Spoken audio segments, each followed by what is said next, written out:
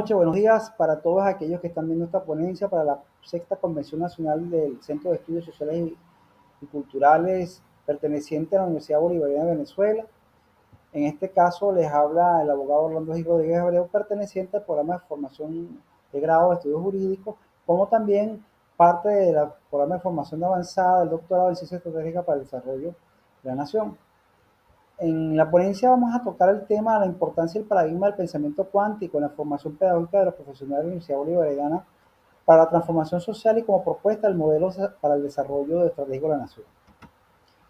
Este proceso metodológico investigativo comprende de tres partes: la investigación documental referencial, el estudio crítico de los paradigmas socioeducativos y la sistematización del recorrido histórico con la investigación documental de las teorías sociopedagógicas aplicadas en Venezuela.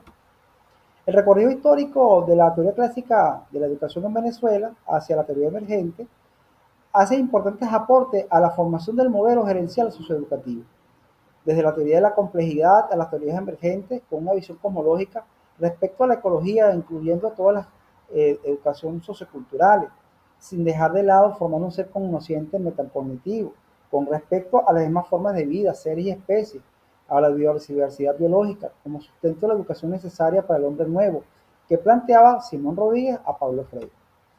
En la propuesta arqueológica hermenéutica, el pensamiento pedagógico latinoamericano nos lleva a comprender que el consenso científico eurocentrista de los pueblos precolombinos no podían ejercer el acto propio y genuino de filosofar, por cuanto era prohibido. Dussel, citado por Collado Rujano en el año 2022. Los teorías y modelos sociopedagógicos en Venezuela desde 1777 hasta el año 2022. El Estado venezolano, dentro de sus políticas, debe pronosticar un modelo educativo basado en necesidades y potencialidades del desarrollo nacional. Por ello, urge analizar los paradigmas socioeducativos emergentes que tradicionalmente se han aplicado en Venezuela, revisarlos y reorientarlos para motorizar la transformación necesaria del país. Para el estudio, como hemos dicho anteriormente, sistemático y periodificado, vamos a hablar de 1811 hasta el año presente. De manera tal de que la primera formación es la teoría clásica que imperó por mucho tiempo, dicho modelo, por casi 130 años. Este modelo se le denominó la teoría clásica y comprendía el modelo español o teoría clásica española, escolástica, el modelo inglés y el modelo francés. El modelo clásico español fue el que trajo los españoles desde 1492 hasta aún hoy permanecen algunas trazas de dicho modelo. El modelo era el famoso platónico aristotélico socrático, que consistía en la pedagogía de aprender nuevos conceptos, nuevas realidades a través del contacto de la dialéctica platónica, pero también de la lógica aristotélica. Asimismo, debemos observar que el modelo clásico español era manejado y administrado el currículum por los sacerdotes de la Iglesia Católica y, entre otras cosas, se formaba con el modelo del método cartesiano investigativo, que no era otra cosa que el método razonativo basado en empirismo en muchas ocasiones o esoterismo en las cosas peores. Así también se le impartía conocimiento a los educandos en 5 áreas del conocimiento básica. La primera, el estudio de las letras y la dialéctica, el lenguaje. Luego entonces venía la matemática y la aritmética. Luego venía el estudio moral y de la ética. Y por último, los adelantos y estudios sobre la sociocultura, así como también la obediencia. En ese estilo de cosas nos vamos al modelo inglés, el cual trató de implementar en Venezuela a Bolívar, trayendo para Venezuela a Lancaster. Y junto con Andrés Bello y Simón Rodríguez, a este caballero se le contrata para implementar un modelo educativo para aquellos días, entre 1811 hacia 1830. Vamos a recordar que Lancaster viene a Venezuela traído por Bolívar, pagado por él. Y en ese estado de cosas, Simón Rodríguez era quien estaba instaurando el modelo. Vamos a recordar que Simón Rodríguez no era un docente formado en la academia de forma regular, sino que era autodidacta. Y más adelante, después de la declaración de independencia y de muchos luces y tiempo, a él fue reconocido como un docente por su acérrimo acechanza y estar cerca del Libertador Simón Bolívar y ser su mentor. Asimismo, este método inglés fue rechazado por Simón Rodríguez a Lancaster, porque Lancaster, aparte de todo lo anterior que hablamos del modelo teocrático clásico español, también implementó el modelo memorístico, En cuanto a la diferencia que Rodríguez pretendía, era un modelo reflexivo comprensivo, o sea, que las personas aprendían sobre la marcha, reorientaban el conocimiento y reaprendían de lo ya aprendido y de las cosas nuevas que iban aprendiendo. El modelo francés fue implementado entre el siglo XIX, entre 1880 y 1890, nada más y nada menos por el general Antonio Guzmán Blanco. Entre otras cosas, pretendía civilizar a los venezolano o al modelo nacional político. Debemos recordar que Guzmán Blanco trae tres cosas fundamentales. Primero, Venezuela no tenía infraestructura pública, ni carreteras, ni puentes, ni acueductos, ni de aguas blancas o de aguas servidas. Mucho peor aún en la infraestructura de las redes eléctricas o redes telegráficas, que fue lo que se integraba como medio de comunicación de aquellos días, o las redes ferroviarias que poco desarrolló y pudo hacerlo. Entre otras cosas, también hemos de recordar que Venezuela, entre 1811 y 1812 fue la primera república, entre 1813 hasta 1830 fue la segunda, y entre 1830 a 1958 fue la tercera república. Hemos comprendido que este modelo de estructura histórica o teológica de las teorías educativas abortan, en oportunidades avanzan y en oportunidades retroceden. Cuando avanzan es porque se instauran modelos psicopedagógicos educativos, como por ejemplo lo que era el estudio condicionado de Ivan Plavov o el estudio constructivista, asimismo como los modelos correspondientes de las teorías clásicas de la educación y del aprendizaje significativo.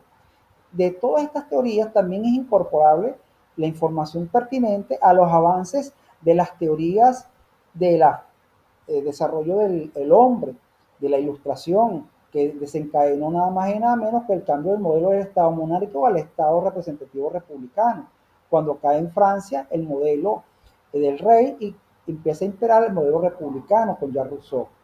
Este modelo, entre otras cosas, buscó desarrollar el ser humano, darle los derechos del hombre. Hemos de recordar ese célebre discurso que dio Rousseau en la plaza a la toma de la Bastilla.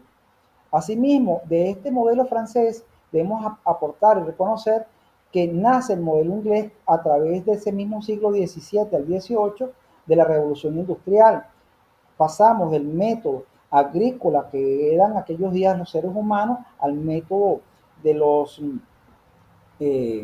artesanal y del modelo artesanal al modelo industrial. De estas situaciones Venezuela no escapó, pero debemos recordar que las guerras federales y las guerras civiles y las guerras de independencia hicieron un atraso en los modelos educativos y los modelos de avance y desarrollo del país. Estos hicieron grandes mellas en el proceso generativo de las respuestas psicopedagógicas y los modelos educativos, porque no se tenía claro, porque el modelo imperativo de aquellos días de opresor aún persistía y aún persiste. Las clases dominantes, que eran pocas o que estaban favorecidas, dominaban sobre una gran mayoría, y aún hoy ocurre. Y automáticamente cambiaban los modelos educativos en aquellos que les convenía o no les convenía. ¿A qué les digo con esto? Bueno, casualmente Rodríguez y Bolívar buscaban un nuevo modelo educativo basado en la educación bajo los principios de igualdad, justicia y fraternidad y equidad, que eran parte del modelo teocrático de la Ilustración y que luego formó parte de la Revolución Francesa. No obstante, la Revolución Inglesa cambia el modelo, que era esclavista opresor de 18 a 20 horas de trabajo, por un modelo distinto con la Revolución Industrial, bajo nuevas técnicas y metodologías y nuevos materiales y nuevas formas de combustible y de producción de bienes y servicios. Asimismo, la teoría clásica concluyen en 1947 con el Estado docente que propugnó nada más y nada menos que Luis Beltrán Prieto Figueroa. Debemos recordar la triada escuela, Estado y comunidad. Estos forman el proceso político nuevo y es cuando en el decreto de 1947 al 48 fue aprobado nada más y nada menos por la Alta Corte Federal. O sea, imagínense ustedes el poder que tenía la clase elitesca de aquellos días, desde la época anterior a Bolívar hasta hoy, donde ellos podían decir sí o no a los avances sociopolíticos, como también al proceso pedagógico o modelo crítico educativo venezolano. En ese mismo sentido, debemos recordar que con el advenimiento de nuevos procesos, nuevas guerras, nuevos cambios sociales y económicos, también vienen nuevos procesos de formación de nuevas ciencias. Debemos recordar que para 1908 en adelante nacen las teorías de la relatividad y las teorías que luego son parte fundamental de los cambios tecnológicos. Debemos recordar que el descubrimiento de nuevos materiales, nuevas mineralogías, nuevas formas de combustión y nuevos procesos industriales hacen nacimiento de nuevas carreras, nuevas profesiones que demanda la sociedad. Venezuela tuvo un atraso en eso. Debemos recordar que cuando nace Bolívar ya había ocurrido la Revolución Francesa y cuando estamos en la guerra de independencia ya estaba en pleno apogeo en Europa la revolución industrial. No obstante, Venezuela conoce lo que es la revolución industrial a partir de 1920 y hasta 1960 hubo el proceso de avances y retrocesos con los cambios de modelos sociopolíticos. Asimismo, estos modelos afectaron el modelo pedagógico educativo nacional, por cuanto no se tenía clara cuál modelo aplicar, porque se tenía miedo de cambiar el modelo escolástico y de implementar cosas nuevas, porque simple y llanamente no estaban totalmente, por decirlo entre comillas, debidamente constituidas en Europa y mucho menos aún en Estados Unidos. El modelo monroeísta de intervención de esa diplomacia norteamericana se hizo patente entre 1928 y 1998. Debemos recordar que en ese periodo de 70 años, Venezuela fue dominada muy políticamente por los Estados Unidos como la potencia hegemónica imperial de aquellos días que aún persiste. No obstante, está en decadencia como ya bien todos conocemos. En ese proceso nacen las teorías críticas. Debemos recordar que Habermas, quien es su máximo exponente, hace el discurso de la comunicación, la crítica al discurso de la comunicación y la política. En ese proceso hay el amalgamiento de nuevos procesos de investigación física, de nuevos materiales, nuevos procesos tecnológicos. Debemos recordar que pasamos de las candilejas en las calles a los procesos de las redes eléctricas. El telegrama ya existía, nace en la industria ferroviaria, pero también la industria movilística. También existió entre 1901 a 1940 el desarrollo de la ciencia aeronáutica y de la cohetería, como también fabricación de vehículos, modelos y sistemas de armas. Esos influyen también sobre la educación y la formación de nuevas carreras y nuevas profesiones. Eso hace que también se modifiquen los pensos y los procesos socioeducativos y de conocimiento. Es cuando nace con mucha necesidad la teoría de la investigación en la educación. Ya no solamente el docente es una persona que da conocimiento, lo comparte en el aula y supervisa que lo aprendan los estudiantes, sino que también es necesario que él investigue y haga aportes al proceso socioeducativo, como el constructivo de la ciencia. En ese proceso de las ciencias críticas debemos recordar que nacen nuevos procesos de transporte, nuevos procesos industriales, nuevos procesos tecnológicos y nuevos procesos de la mano de la ciencia de la comunicación como también de la computación. En las ciencias analíticas, que comprendió un periodo entre 1981 y 1989. La ciencia analítica se caracteriza por el uso de la computación. No obstante, ya en Estados Unidos y en Europa, en la década de los 70, ya estaban en auge. Esos motivados al gran trabajo, y se le llama teoría analítica de la educación, porque trabaja con los metadatos.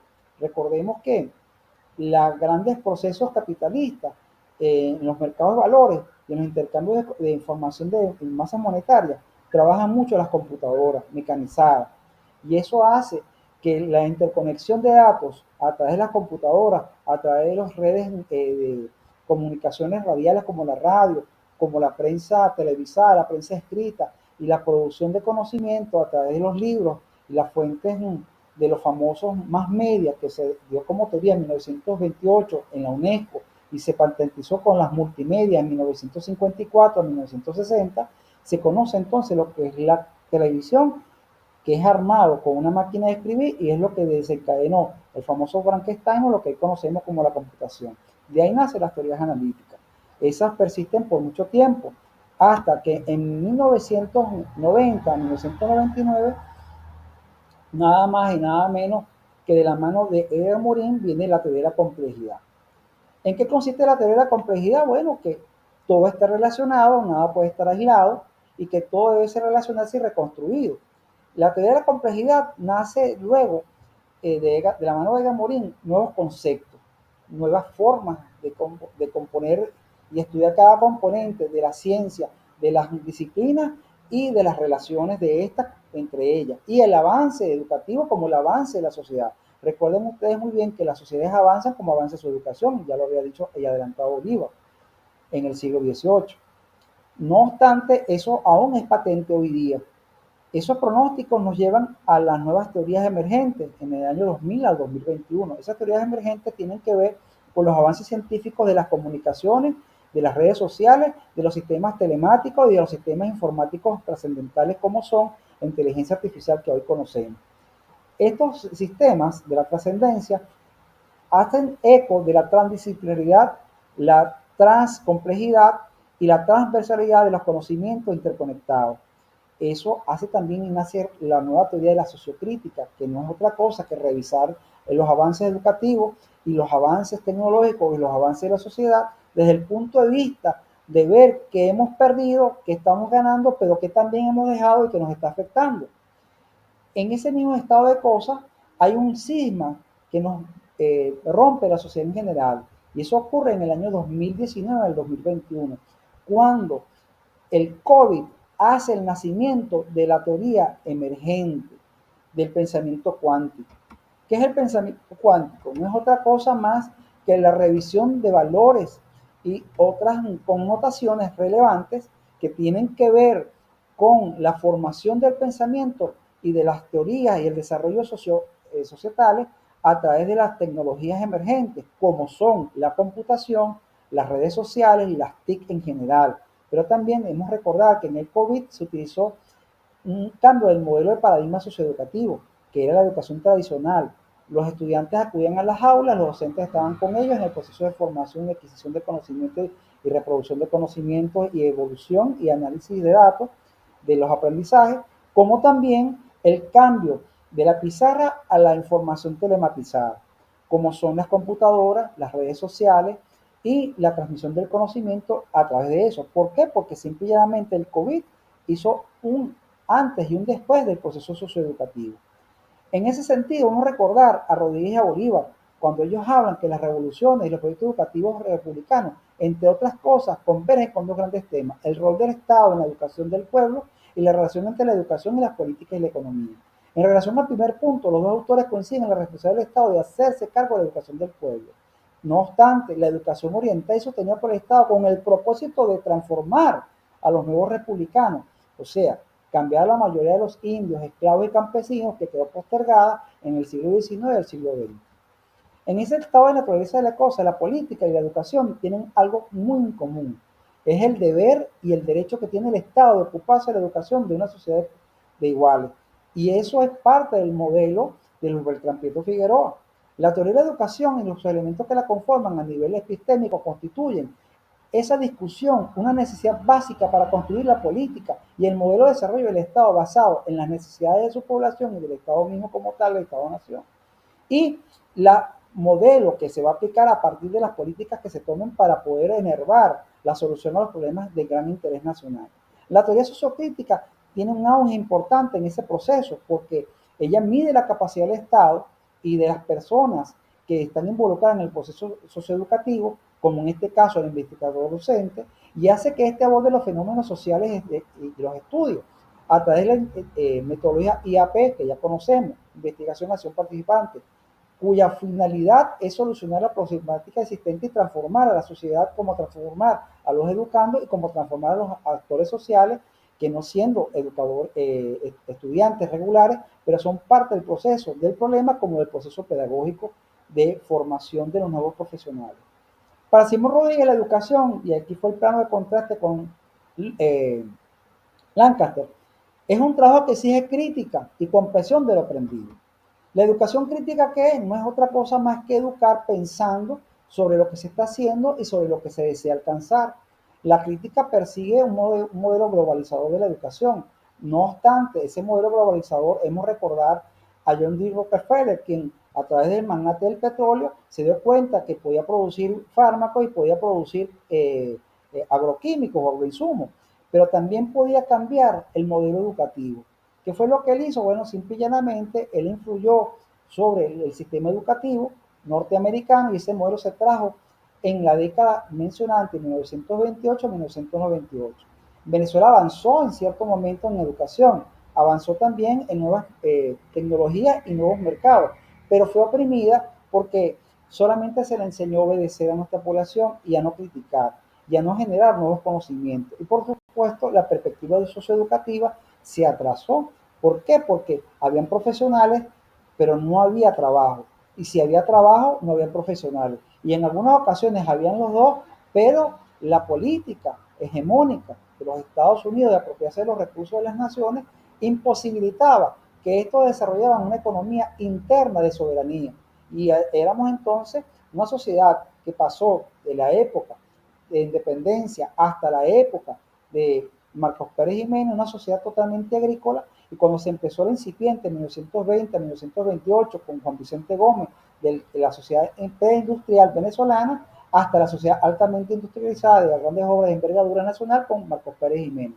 No obstante, la democracia representativa de la Cuarta República, que comprende entre 1958 y 1998, ellos también hicieron grandes aportes, pero los aportes estaban medidos por la influencia del mercado internacional. Aunque Venezuela producía muchos recursos, tenía un PIB asignado a la educación muy por debajo del 1%, contrastado con el actual, que en muchas ocasiones supera desde la época de Chávez a la presente fecha del 10 al 12%. En estos momentos el aporte socioeducativo está bajo debido a la situación de las sanciones y otras cosas más. Pero en este sentido no compete a este estudio analizar el PIB y la asignación, pero sí compete la crítica del discurso monroísta contra la crítica de la soberanía socioeducativa.